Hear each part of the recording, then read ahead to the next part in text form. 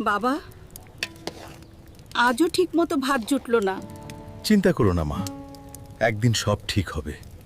আজ কাজ নেই, কাল এসো। মাকে কিভাবে খাবার দেই? বাবা, তুই শক্ত থাকিস। আমি হার মানবো না মা। এই শক্তি আমি এটা ভালো কাজে লাগাবো। এই লোকটা অসম্ভব শক্তিশালী।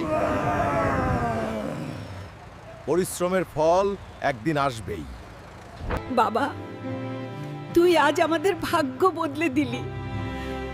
তোমার দোয়াতেই মা। গরিব ছিলাম, কিন্তু স্বপ্ন বড় ছিল। আপনার জীবনের যদি কষ্টের গল্প থাকে তাহলে কমেন্ট করুন। আমরা আপনার গল্পটি ভিডিওতে রূপান্তর করব। ভিডিও ভালো লাগলে লাইক আর সাবস্ক্রাইব করে পাশেই থাকবেন।